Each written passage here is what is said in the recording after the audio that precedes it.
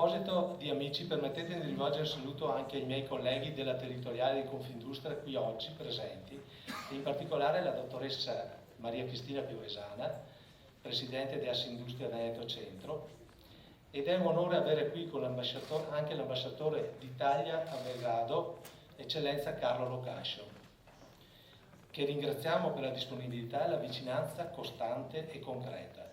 Un ringraziamento va in tale senso anche all'ambasciatore Aleksic, che eccezionalmente oggi a Belgrado è qui con noi in sala. Grazie. Concedetemi alcuni ringraziamenti doverosi e speciali. Il primo è per Eric Kossut, che per 7 anni ha retto il timone, ma non solo. Ha compiuto un grande lavoro dimostrando come l'impegno associativo ai più alti livelli a volte sia più ricco di oneri che di onori.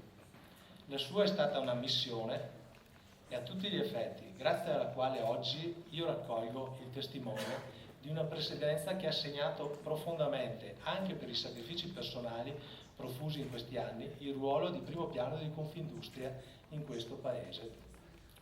Il secondo grazie particolarmente affettuoso va alla mia famiglia, perché è una presenza costante al mio fianco e che mi ha consentito in questi anni di costruire quel percorso di vita, di impresa e ora di impegno associativo che mi hanno portato fino a qui.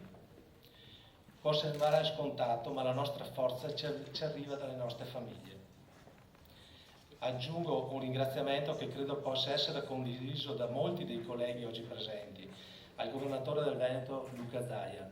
Grazie Luca. Non solo per aver scelto di prendere parte a questa assemblea, ma perché in questi anni di presidenza della Regione Veneto ha lavorato intensamente nella tessitura di relazioni solide e proficue fra gli imprenditori della sua e della mia terra ed il governo di Belgrado.